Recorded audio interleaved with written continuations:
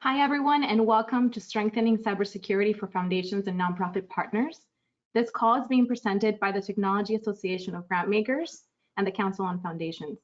And with that, I would like to turn it over to Chantal Forster, Executive Director of the Technology Association of Grantmakers.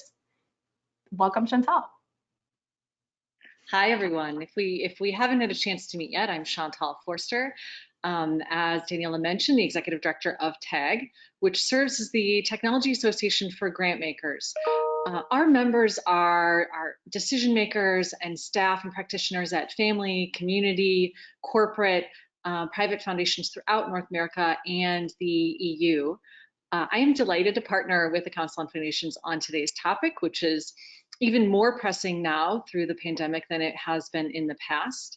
So welcome. Today we're going to talk about 5 ways that you can strengthen security, cybersecurity for your organization and your nonprofit partners.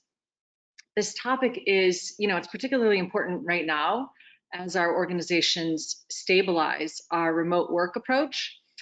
We spent the past month or two setting up the remote work approach, moving fully to a remote environment. And now it's time for stabilization and really strengthening and stewarding responsibly stewarding our organization's financial resources. And part of protecting those resources is cybersecurity. This becomes especially important as we move from the response phase into the recovery phase of this crisis. So today we're going to present 5 ways you can stabilize and begin to move your organizations forward. So let's go ahead and get started.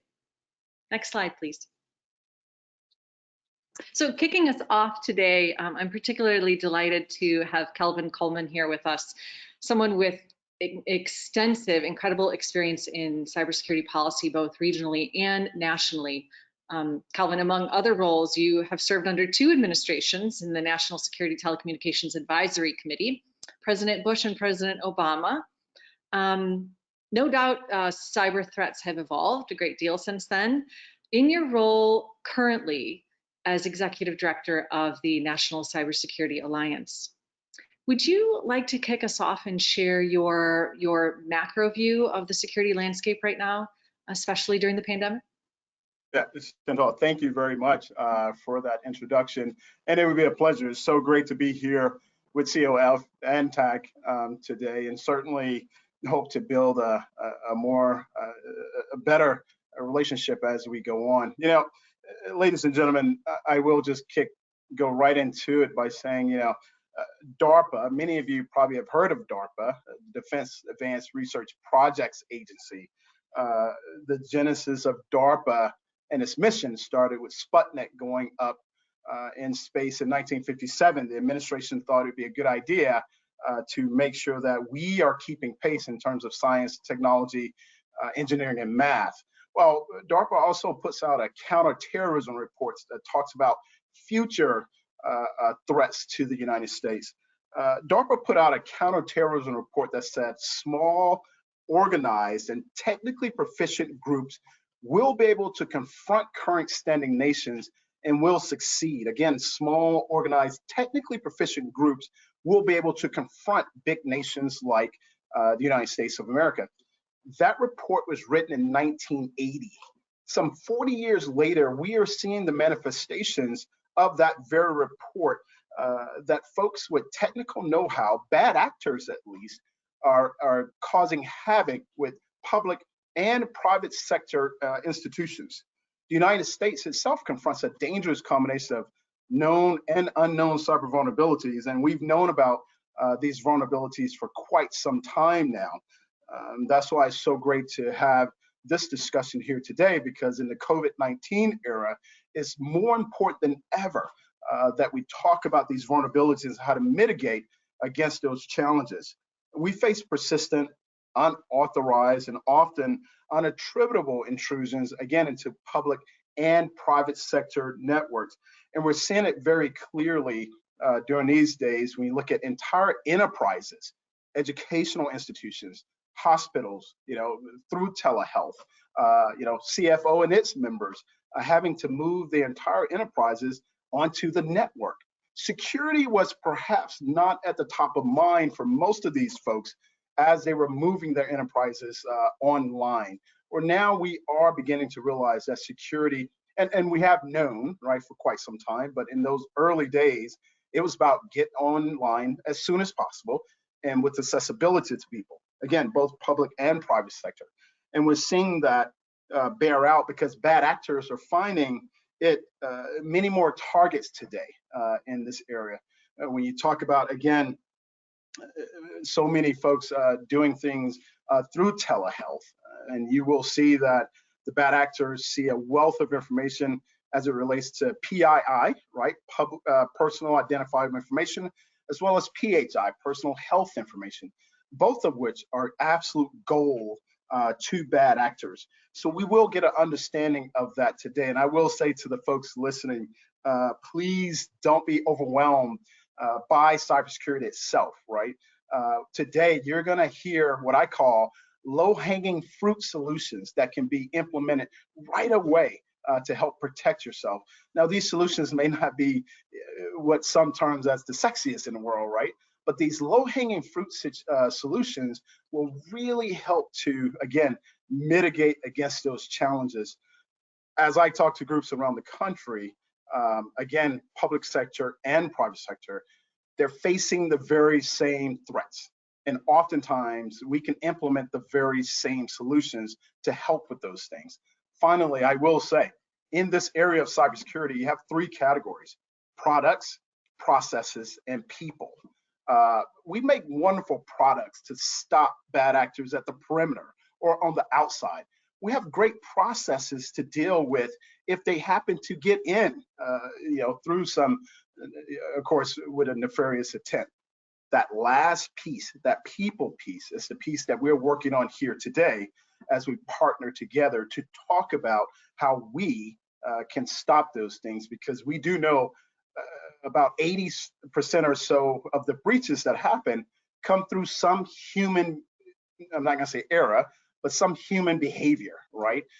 Therefore, we need to be focusing that much more on making sure that people understand how to protect themselves and their organizations. Again, Chantal, COF, thank you so very much for having me here today, and certainly look forward to participating in this conversation. Kelvin, thank you. You probably saw us all furiously scribbling notes as the foundation you laid today really helps make the case for why this conversation is important. And I'm so pleased, if we go to the next slide, to introduce two members of TAG who are going to bring today 5 very pragmatic things you can do. Call it low-hanging fruit, products, processes, people, things that you can do in your organizations right now to really strengthen what we call your security posture. That's a technical term. Today will not be all technical. We have some nuggets of information that are for your IT leaders and some that might be for you as executives and managers in your organization. We're trying to come at this in a very pragmatic, accessible way so that you can strengthen your organizations. So for today, I've invited 2 of TAG's leading contributors to a series that we produced last year. It's the Cybersecurity Essential Series for Philanthropy, and you can find that. We'll post a link a little bit in the chat window, and we'll include that in our resources afterwards.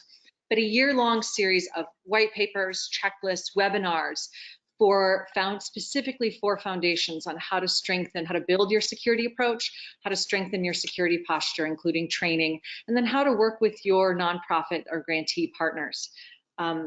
So next slide, if you will.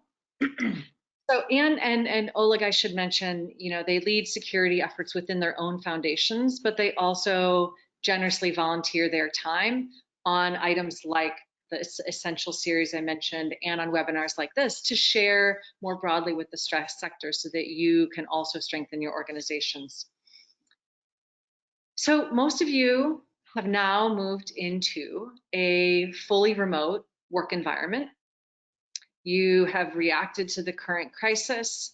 You've transitioned your orgs. It's now time to stabilize your orgs. And that means stabilizing your remote work environment. It's probably not going away fully anytime soon, but then also to ensure that your resources are secure. I mean, we're going to need those to rebuild society together. So we're going to get pragmatic. We're going to talk about 5 ways that your organizations can begin to strengthen your approach today, and then begin to plan ahead for the future. Why is this relevant now? And I think you're going to share a little bit about what you're seeing in terms of an uptick in crime. Before you do share what you're seeing, I'd like to mention that 2 years ago, TAG conducted a survey, a State of Philanthropy Tech survey with foundations throughout North America. And even then, 2 years ago, we saw 21% of responding foundations had seen a breach, had seen a security breach. 21% of all foundations, whether private, family, small, corporate, community foundations, 21% had seen a security breach in the past year or two. We're repeating that survey this year, and I anticipate we'll see a much higher percentage of breaches. So this is very real. It's very pressing for your organizations, now more so than ever. And do you want to say a little bit about what you're seeing? And then I know Oleg has some examples for us. Yes, thank you, Chantal, and thank you, Kelvin. I was very pleased to hear Kelvin talk about what I term the 3-prong approach. And so I quite often talk about people, because I always like to put people first, processes, and then protection. But as you refer to them, Kelvin, as products. Same, but just one little different word. But so, according to a recent release by the Department of Homeland Security, there has really been an uptick in cybersecurity breaches with the recent COVID-19 pandemic. And so, we're seeing a huge increase in phishing attacks, both email and text, phone text, and in addition to malware distribution and re-registering domains as fake domains, attacks against weak, recently deployed infrastructures, because as we noted, people were very focused on let's get our staff working, and then security has been an afterthought. And so here today, I'm hoping that we could talk a little bit about those things you may have missed in the past 8 weeks, and now that you could refocus and get your attention back on. And so with that, we're gonna move on over to Oleg, and he could talk a little bit more about what we're seeing. Thank you, Anne. And good afternoon, everyone. It's a huge pleasure to be here with you today. I'd like to get us started with getting acquainted with some examples of some of these latest threats that the pandemic brought upon us. If you could, next slide, please. As early as January, I think we started seeing a new theme to these email phishing attacks that seem to be impersonating urgent, like COVID-19 advisories from either the World Health Association or the Center on Disease Control. But if you look closely at some of these sending email addresses, you can usually spot that they weren't really arriving from those legitimate sources. Curiously enough, the email you're looking at right now, you should expect the real domain for WHO to be not who.gov or .org as you would think, it's who.int. Go figure. So, in my mind, the WHO sort of, makes a prime spoofing target just for that reason, because how would you know what their real email address is? While not particularly crafty or targeted, when sent to hundreds of our staff, these attacks were still effective. They were still effective in getting our staff to click on some of these contains links. They still bypassed our technology systems, and they still got delivered into those mailboxes. No matter how many email filters we deployed, just the sheer volume of these attacks has always overran our technology. So it came down to the people to figure out, how can they deal with this? How can they detect it? These attacks did a pretty good job catering to the hunger for information that everyone had during the early days of the pandemic. And I can totally envision the same types of attacks adapting to the current theme of reopening, where we're trying to do a whole lot around that particular topic at the moment. Next slide, please. The goal and target for such attacks are for people to click on the links that are embedded here. And these links commonly redirect to fake login pages, right? Fake login pages will attempt to steal login information from your staff, and these pages will adapt their looks depending on, each phishing attack. They may look like an Outlook login page, just like this one here, Office 365, OneDrive, Gmail, Box, you name it. We've seen each and every one of those used successfully against us. After all, of course, the valid login information for your staff is always the ultimate goal for such attacks and the hackers. Next slide, please.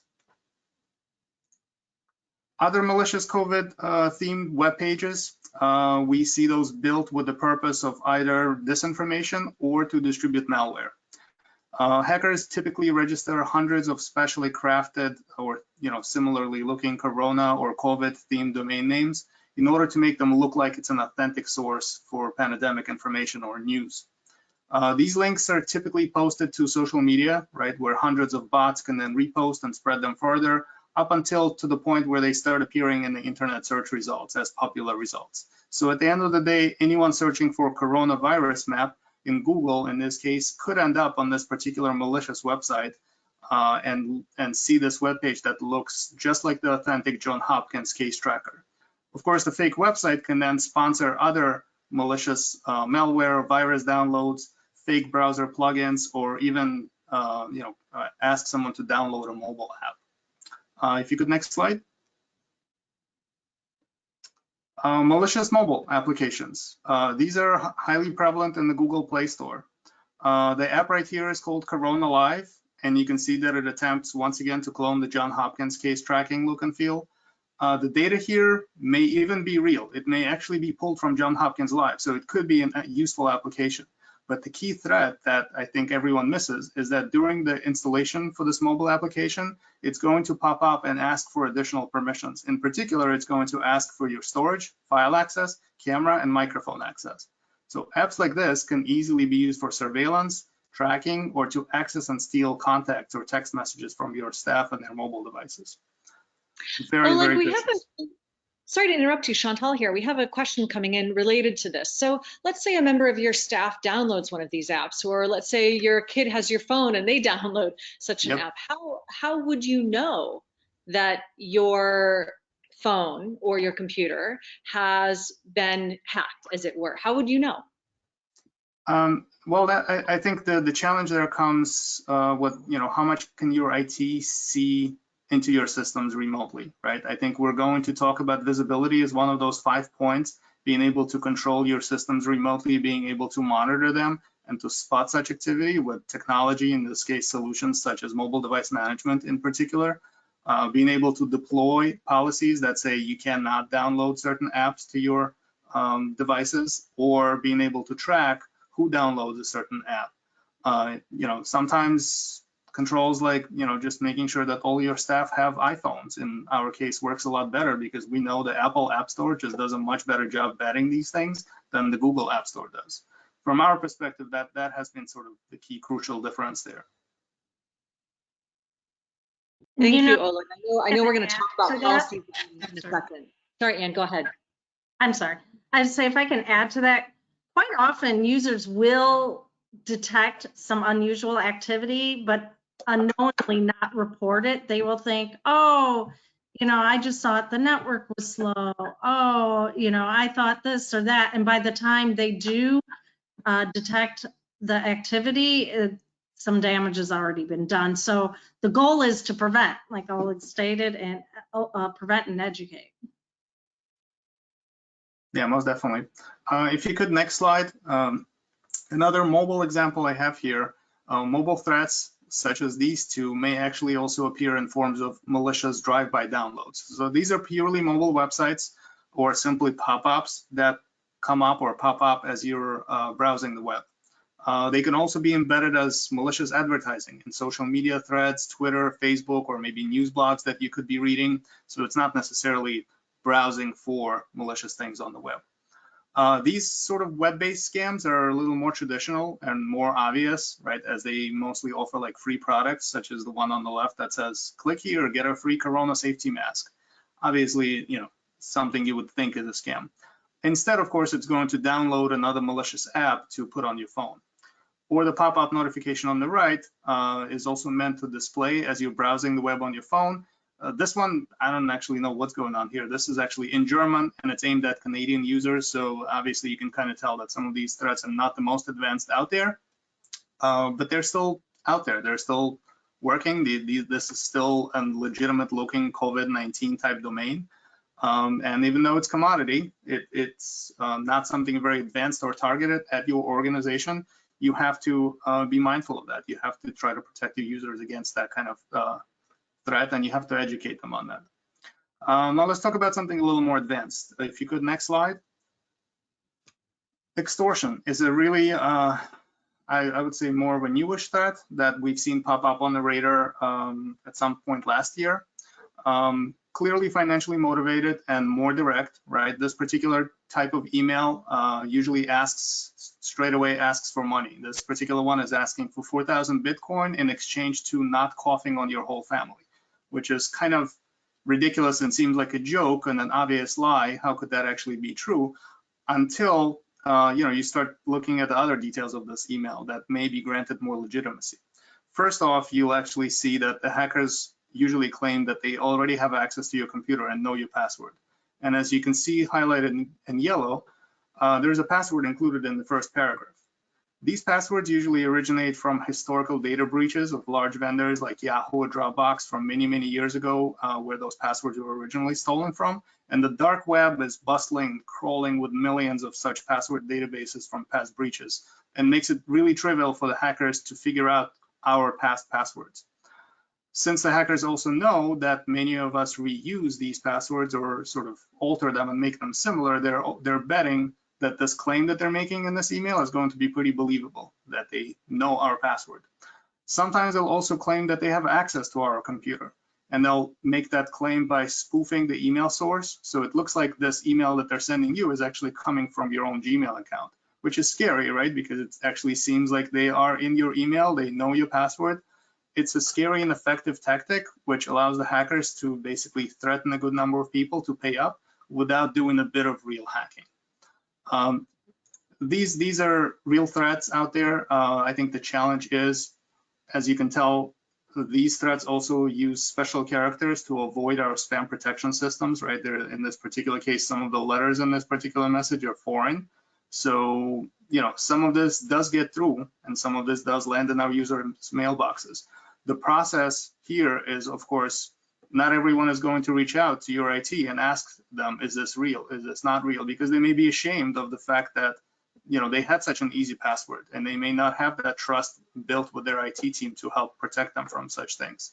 That's another one of those people process failures that, or challenges, I think, that we'll talk about later today. Next slide, please. If I may, just to support what you've said here about ransomware, a couple of minutes ago, I mentioned that 21% of foundations surveyed in our biennial survey mentioned that they had been breached. The most prominent kind of breach for foundations is this one, for obvious reasons.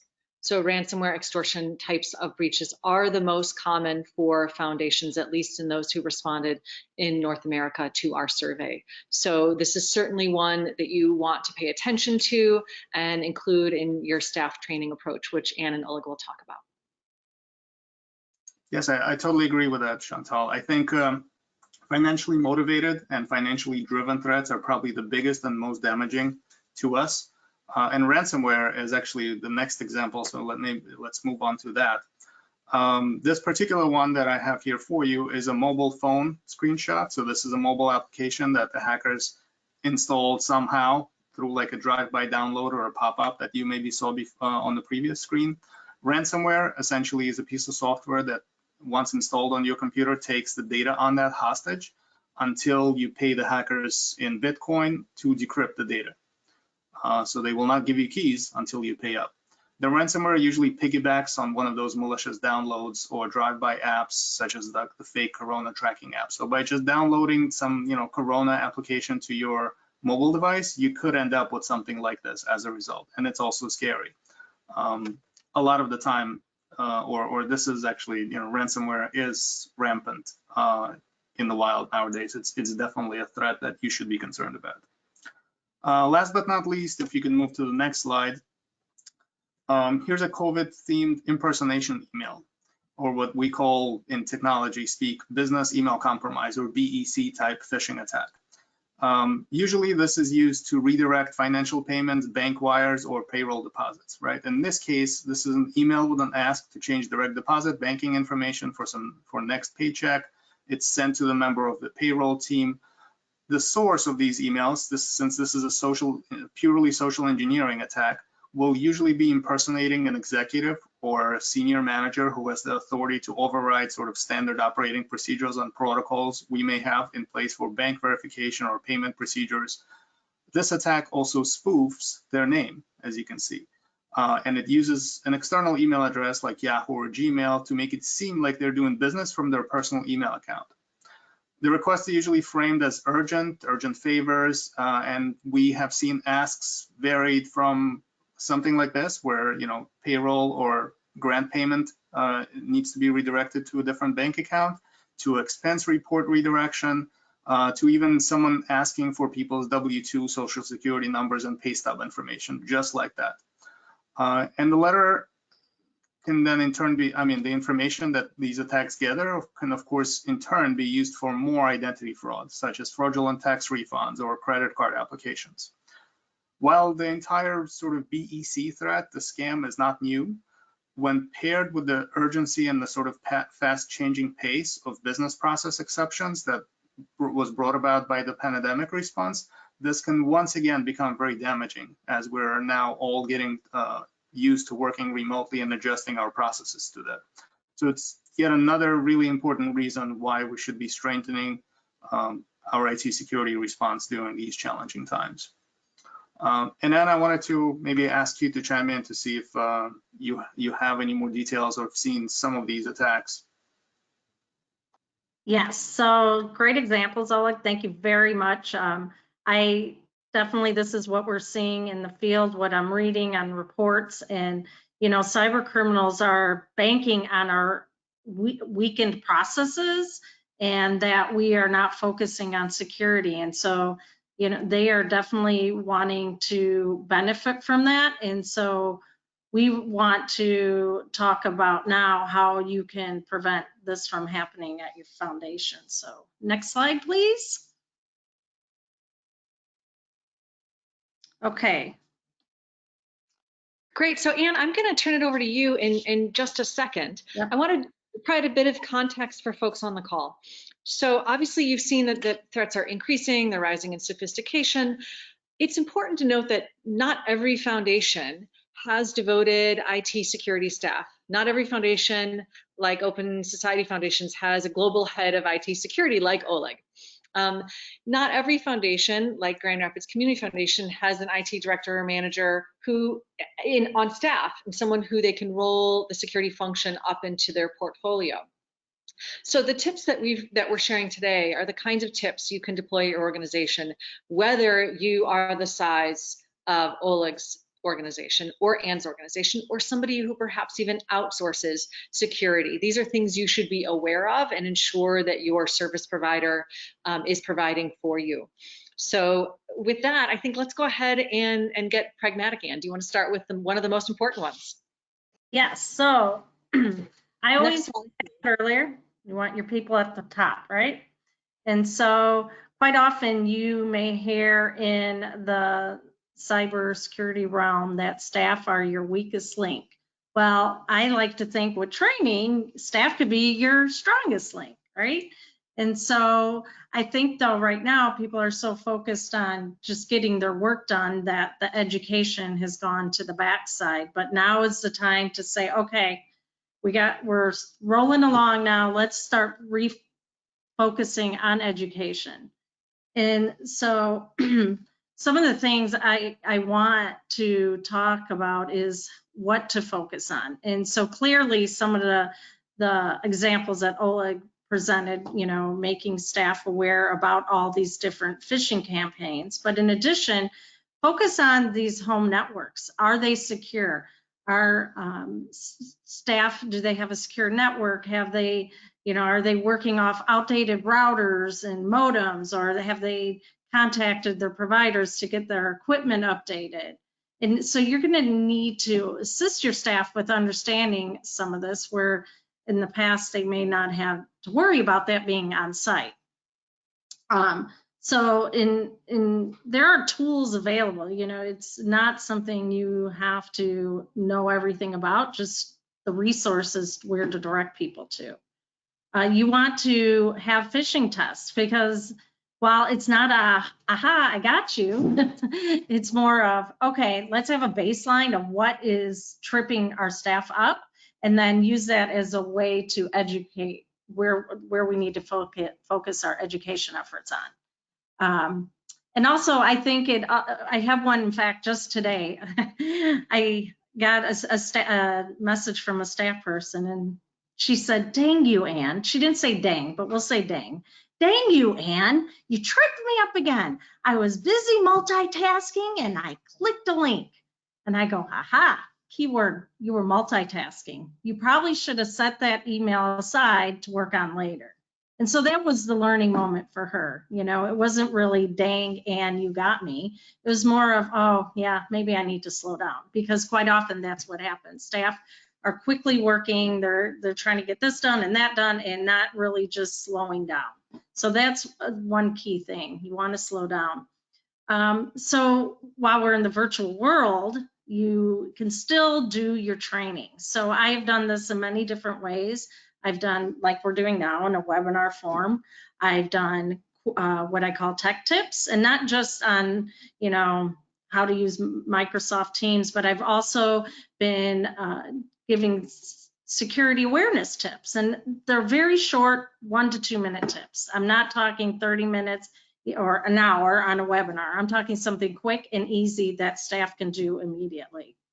And additionally, you have resources such as KnowBe4 and ESET and other programs, and they offer really significant discounts to your nonprofit partners. So that's something you might want to look into as well. And lastly, another thing I think of, it's people may quite often forget, is how their data is being protected. So many staff probably have taken physical files home because they don't have a paperless environment. But how is that data being protected at the home? Are these files being locked up when they're not being worked on? Are they taking home jump drives with data on them? And what is your destruction policy? And so these are things and conversations you want to have with their staff, or if they're transmitting data, which I know Oleg will talk a little bit more about, how is that data being transmitted? Are you transmitting personal identifiable information over email, or are you using encrypted email and removing any information, data that does not need to be on there? I always like to think of data as, if it was my data, how would I want people to be handling it? And so that's a frame of thought you want to keep in mind as well. And so that's another thing you want to focus on training, is how to properly handle sensitive data. Oleg, anything you want to add to this? A few things, definitely, Anne. I mean, at Open Society, we also have a very similar program, I think, to yours, where we also consistently use simulation training to send out these mock phishing attacks. That has been really good for us as well. We've been doing it for probably over 5 years now, and I think the one lesson learned there is we've initially deployed that program to sort of see how much we can prevent by teaching our staff to spot all of this bad stuff and just get it down to zero. Nobody ever clicks on a bad email attack because we're so good at training them. We failed at that. I think that at this point we've pretty much declared the loss, and we're frankly, it's just a matter of business, right? I mean, new people join the organization all the time. There's always going to be staff turnover. We'll never be able to get everyone to a consistent baseline and just have a perfect sort of prevention. So instead, I think what we're now focusing on is, just keeping the amount of clicks low, manageable. If we have to deal with an outbreak, at least, there's only 10 or 15, 20 people that we need to reset passwords to for. IT can manage that. External consultant can manage that. What's more important to us now is using our staff and asking them to actually report these things to us. So we're on average able to get our clicks down to anywhere between like 5 and 15% across the organization. Our reporting rates is really what we're tracking. We're tracking metrics for those, And we've been able to get those up over 50%, which is huge. When we send out a few hundred phishing exercises, we get back half of them as reports to IT saying, hey, you guys should really be looking at that. And we've been really tuning that reporting mechanism, just making sure that it's easy for staff to get those back to us. It's a one click in their Outlook to report something as spam and phishing. And that information draws right back to the IT team and allows us to respond to them in, pretty swiftly and say, yes, this is suspicious. You should really not be clicking on this. We're going to block this. Or in some cases, we actually have a pop-up when they click on an exercise that says, yes, thank you for clicking on this. It was an exercise, great choice. We recognize those people. We actually do a little bit of a challenge across the organization where departments are competing for this whole title of, king of fish, who's going to spot the most. So it's a little bit gamified, and it makes it fun to report things, and just makes the whole experience more positive, where I think IT is seen as more of a, helper than someone who slaps on their wrist when they do something wrong. I think we've had a little more luck with that kind of a positive approach for our training. As far as threats go, best practices, and I think the one big deal is, of course, we need to train on how to securely communicate, securely, just things like telling people that, emailing attachments is not secure, it's not encrypted. Instead, you should be doing, X, Y, and Z, use, your cloud sharing solution, whatever that may be, Box, OneDrive, send a link instead. Ask someone to log in before they can access that information. Best practice training for, web conferencing. Just knowing what is secure and what isn't has really been the driver for our training as well. I think that just about does it. We have a question coming in. I also have a quote I want to transition us out of this slide into the next one with, but let me get to that in a second. And I have a question for you. From some, you were talking about know before and then another tool. So somebody asked, could you say those more slowly, what they were? They were kind of taking some notes on what it was. Oh, I apologize. So I know before, ESET, E-S-E-T. Okay. And I know there's some additional products available. Is Wombat? You know of any others, Oleg? Wombat, I think if you're looking for that, it's a great product. I believe Proofpoint recently purchased them. There's also a vendor called FishMe or Cofans that you may want to look at. It's a little more on the expensive side, but it does have really good automation features. So you can just create your own playbook and just have those attacks automatically sent. Zero touch from IT. You can basically in 10 minutes set up your whole training program. Obviously a little more expensive, but great tool. And Chantal, if I can say, Proofpoint, Cofans, ESET, and Know Before are all members of the National Cybersecurity Alliance. And so, I'm very happy to hear and talk about those four in particular. They're great members in standing, and all four, to your point, are really, really great, which is why they're with the National Cybersecurity Alliance. Great. Well, that's a resounding endorsement, huh? Oleg, I'm reminded of something as we end this training recommendation. I'm reminded of something that you wrote in the TAG Cybersecurity Essentials for Philanthropy series last year. One of our publications was a case study on how your organization, Cleveland Foundation, and then Open Societies, how your orgs provide security training. For folks on the call, we'll share those links in a follow-up email, including links to Know Before, and you'll get an email with all of these links. But I'm reminded of something that you said, Oleg, about your training approach, just pulling out to a philosophical level. As a wise person once said, we've built a human firewall. We no longer deem staff as a liability, but rather we look to them as a partner in detecting cyber attacks that our technology systems miss. The staff are our canary in the mine shaft and the most effective early detection and alert system. They're our human firewall. Do you want to go to the next slide? I think, Anne, you're going to talk a little bit about basic hygiene tips, right? Yes. So moving on from education, so this comes into another prong that we'd like to talk about, and this can fall right under your processes mostly.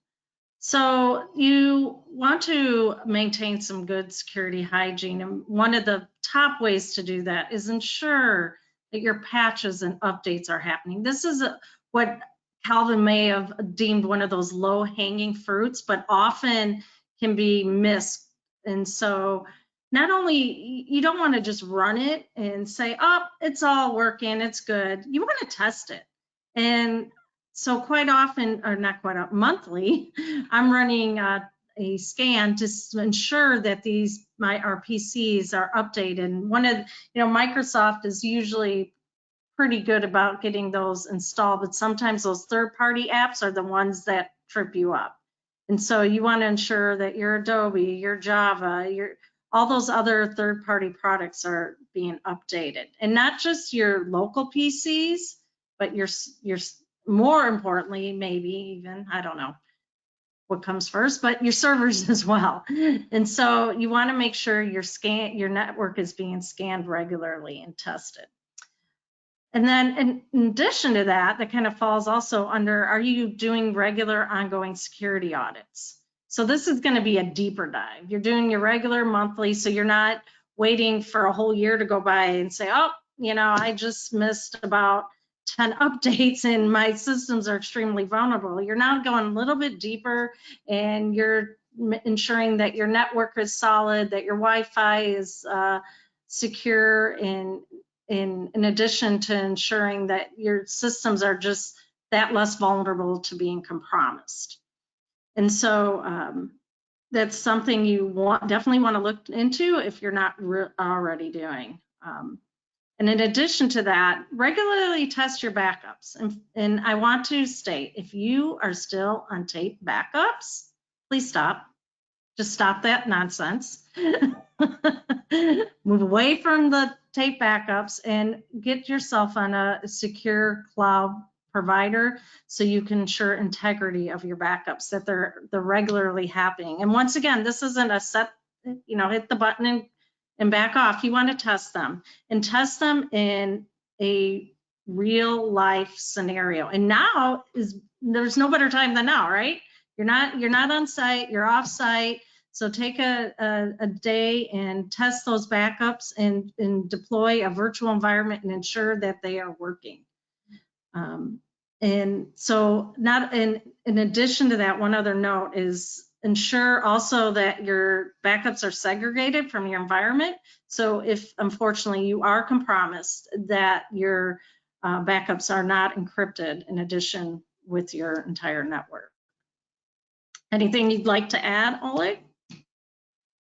Yeah, on your last point, and just definitely wanted to underline that ransomware as a threat will commonly infect the entire network and encrypt every entire server, including the backup server.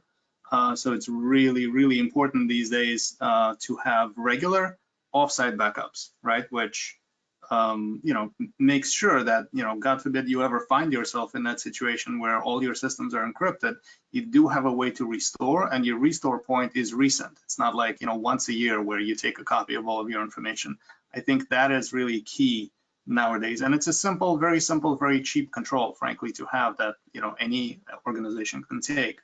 As a matter of fact, hygiene usually is simple, and it's usually about process, right? So working with your HR department, just making sure that people that are terminated, that leave the organizations, are in fact disabled in your IT systems is just one of those huge, simple things that are commonly overlooked. And auditing your systems for people who haven't logged in for 30 days, very easy report to run, very simple, swift to do, just making sure that you're keeping your systems up to date from any sort of insider risk, right? People that leave the organization and a few months later decide to damage it for some reason, you don't want them to have access to your IT systems.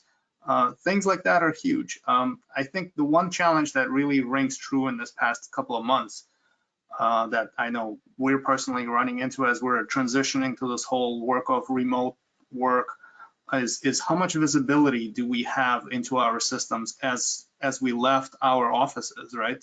Because some of these scanning, some of the backups, they only work when you're connected to the network. And that has been a challenge to us to make sure that our staff are indeed connected on a regular basis and are getting those software updates, getting those security updates, policy updates from our central systems. That's, you know, that is what's really important. That has been our top communication in this past couple of months. If there's anything that IT said, is please make sure you connect your computer back to the VPN every day for a few minutes. This way we can see it, we can audit it, we can send you the latest security patches. If your passwords have changed, we can update it. If your clock is out of sync, we can you know, fix that. That has really been the biggest challenge. It hasn't been technical. It hasn't been very high tech at all. I think that's what I had there, Anne.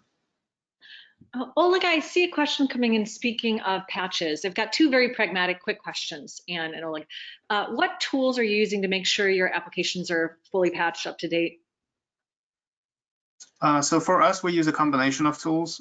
We actually, you know, we're fortunate enough to be able to use this technical, expensive tool from Microsoft called System Management Center, SMS. We also use a complementary free utility called WSUS. That is something that can update both your Microsoft Windows and servers. We also use third-party solutions for things like Anne mentioned, the Adobe software, the Java software. I believe we use something called Shavlik, which might have gotten bought over by someone else since then, but there are definitely other vendors out there. So it's unfortunately, it's a bit of a hodgepodge. You know, when you want to update your native operating system software and non-native software. And I think to that point, it kind of goes back to your baselines. Knowing your systems, knowing what software is standard on each one of your computers. For instance, if you're deploying compression utility like 7-zip or RAR or something else, you know, you want to make sure that it's updated, right? Whether or not you're using BlueJeans or WebEx, you want to make sure those plugins are updated. And that will probably dictate which third-party vendor you may want to go with, right? As you know what your standard software suite looks like, those 20, 30 applications that are on each one of your laptops, that's, you know, sort of the vendor to choose. That's great, Oleg, thank you. I know we've got about 10 minutes left. We have a few more tips we want to get through. So one ultra quick question. How do you find someone to do a security audit? Anne, do you want to take this one? Sure. So I will tell you, I did an RFP a couple of years ago, and I found very quickly that we've been doing audits for the past 14 years, and we've had a trusted vendor, but we wanted to see what else was available, and it was not as easy as I thought it would be. But I do, if someone wants to connect with me at a later time, I'm happy to help them in that area. And Anne's email will be included on one of the final slides in this presentation. Thank you. I know we're going to talk about some tools you can use, then we want to talk about updating your IT roadmap and then partnering with your grantees. So maybe we can gloss over the tools a little bit and we can send some of those links in the follow-up email. Anne, were you going to take us into the tools section? Next slide, please. Yes, so this falls under the protection or products in your three-prong approach. And so very quickly, if you haven't implemented multi-factor authentication yet, please do it, especially for your email. There's a lot of, you know, Office 365, it comes built in if you don't want to have a paid product. So that is one thing you could do very quickly. I've already talked about backups, and once again, Office 365 has a lot of free built-in tools. You can talk with your managed service provider about those, and also having some secure communication tools in place, such as email encryption for sensitive documents. And if I may just absolutely double down on the multi-factor authentication. We tell people all the time that is perhaps can be your best friend. And for those who don't quite understand it, just think about it as a physical door, right? It's that extra bolt on that door that the burglar has to go through. It's probably like, I'm not even going to bother because bad actors are lazy by nature. So you have that multi-factor, you just provide another very difficult level for them to go through. So sorry about that. I just want to. No, and that's great. And I did forget one quick point is don't think of just email. Think about all your cloud applications. Do a security survey of those. Constant Contact, your board tools, SurveyMonkey, your GMS applications. do a security check and implement multi-factor for those as well. And if I may chime in, just one thing on this slide, this acronym that stands here for SSO, stands for single sign-on. That is sort of the flip coin to MFA, right? So if you are deploying multiple systems in the cloud, your best bet is to use the same identity, the same username and password for those systems, and to share that username, password, and multi-factor for all of those systems, making it so much easier for your staff to access things with a single dashboard where they log in the morning once, and they have access to all of your 15 applications without having to maintain 15 different passwords logging in and logging out. That has really gone and done so much extra for us and for our security, I think, more than anything. That's great. So we, in our remaining 8 minutes or so, we've just geeked out. We went straight into tools. We've talked about things like security audits and backup and fraud detection systems.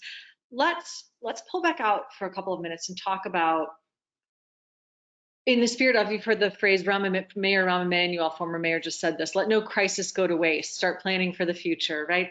So in light of what we've learned through this pandemic and remote work and the security vulnerabilities, let's go to the next slide and talk about how should we update our roadmap for IT now in light of everything we've learned. Anne, do you want to lead us? Yep. So now that the dust is settling and I'm working on a new technology plan, which just so happened to be occurring right now, and planning for the budget, I thought this was a great opportunity to, really rethink about the way we're working and to assume that remote is the new normal. And because we had already prepared pretty well when we transitioned, we were in pretty good shape, but I know others struggled. So now is the time for you to start to continue to prepare for this cloud infrastructure. Think your phones, your file servers, your databases. And I understand there's going to be some constraints around those. And I also want to emphasize, now is not the time to reduce your IT budget. I know we need to be good stewards of our foundations and organizations, but where we can save money, let's do that. But in IT, let's ramp that up a little bit so we can be better prepared for the future.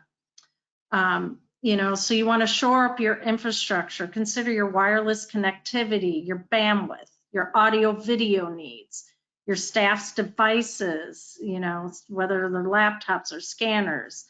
And then consider what isn't cloud-based and what we can transition now to the cloud. And then, of course, you want to think about your processes. What is not paperless? What is causing us to still print? What is causing us to have to run a piece of paper around, so get those tools in place now while you have the time to really test. This is also a great testing environment. So, I understand there's some planning that needs to take place, but look for some quick wins. Don't run a piece of paper around, okay, people? Get DocuSign and get some electronic signatures going, and consider some other areas where, okay, we could do this now and not wait. How about you all? What are you considering and looking at? I think just one important point to make there, and as everyone sort of rushes to the cloud, some mistakes are sort of expected to be made, but I think we can't really forget about process in this, right? So consider simple threats that we sort of, looked at the beginning of this webinar. For instance, BEC email coming in asking someone to change, their payroll instructions. Should, consider whether stuff like that, all of a sudden, that was done on paper before, where someone had to walk down to the HR department and actually face-to-face talk to someone, you can't really throw that process out and replace it with an email, right? There has to be some thought that goes into that, because email tends to be, exploited in certain ways. So you really have to think through how that process works, train everyone on that process, make sure everyone knows that you cannot submit bank information for grants, payroll or any other type of thing, direct deposit, that just does not work over email. Make sure your payroll staff are trained on that. Make sure there is a process. Make sure there's a policy out there in writing that says this is how you submit that. And hopefully the way to submit that is still digital, and it could be through your HR system. For instance, we do it through Workday, right? So we have certain systems for our direct deposit, right? So we don't want people putting bank information into an email as a result of this whole, COVID-19 emergency. That would sort of be a violation because email is once again not secure. So really, it's a roadmap that has to be carefully thought through. I think that's what's important here. Thank you, Oleg. And Anne, it's of course the $1 million question right now for many organizations is what does the roadmap for IT look like now that we're in a new normal? There's also a question raised, if we can go to the next slide, about our nonprofit partners. If you think about the data stack and the tool stack for civil society, it extends from funders to nonprofits, grantees, public sector partners as well. So before we wrap, I just want to make sure we talk about, and we'll share some of these in a follow-up email. It's incredibly important to consider security for your nonprofit partners, many of whom are less resourced than your foundations and even more vulnerable as a result. So last week, TAG published in that second link down there at the bottom, we published a list of ways that funders can better support nonprofits right now through this crisis. There are several things that nonprofits need very specifically right now. Of course, tools. We have some funders, Energy Foundation, Arcus Foundation, are actually providing tool licenses to their grantees. That enables them in some ways to manage the security for a particular tool if they have an enterprise license and they're extending a seat to their grantees. So tools, providing tools, licenses, support, direct TA in some cases. Pierce Family Foundation in Chicago actually does security assessments for their grantees. It's not a mandate, it's a service that they offer. So we're starting to see funders provide TA direct support, capacity building for their grantees. And then of course, new ways of funding, new funding and unrestricted funding so that nonprofits can move energy into operations and specifically technology and security. Anne and Oleg, I kind of flew over that quickly. Is there anything you want to add? So I would like to talk a little bit about ways you can consider. And so one thing I could talk about what we're doing and what I've heard, but I'm focusing on strengthening my partnership with my nonprofit partners. And I've been doing some individual reach out, and also I'm creating a partnership with West Michigan Community for Arts and Technology. And we're looking at ways we can build some more security for our nonprofit partners and through virtual webinars and trainings and things like that. I've also heard of reallocation of funding for existing grants and allowing nonprofits to use it for operations and or giving operation grants when they normally may not. And of course, lend your expertise. Again, emphasize it enough where you can. So I know we're about to wrap, and we could keep talking, especially around ideas to strengthen your nonprofit partners. I'm sorry we didn't get to everyone's questions. We do want to get to the resources. We'll include these in a follow-up email, but here are several places you can go to dig in more deeply from the management perspective, from the technology perspective. So we will follow up and share this. And then would you like to also go to the next slide with Anne and Oleg's and Kelvin's email addresses for folks who maybe want to reach out to them? While you're furiously scribbling down their email addresses for all your follow-up questions, I just want to thank you for spending a very fruitful hour together. Thank you to Kelvin, to Anne, to Oleg, of course, to the Council on Foundations for partnering with TAG on this very important webinar. Today, we focused on a very tactical element of technology to serve your organization. Later this month, we're partnering with the council on a more strategic presentation to talk about the strategic role of technology for community foundations. That's May 27th on the council website. And TAG is also publishing a strategic guide to your IT roadmap in community foundations at tagtech.org/strategic philanthropy. And we will send that link as well. Thank you all. I appreciate you spending a full hour here. Thank you for volunteering your time to share and strengthen the sector. And you're all doing great, working from home, working remotely, presenting remotely. Thank you so much for spending your time with us today. Thank you, everyone. It's great. Pleasure. Take care.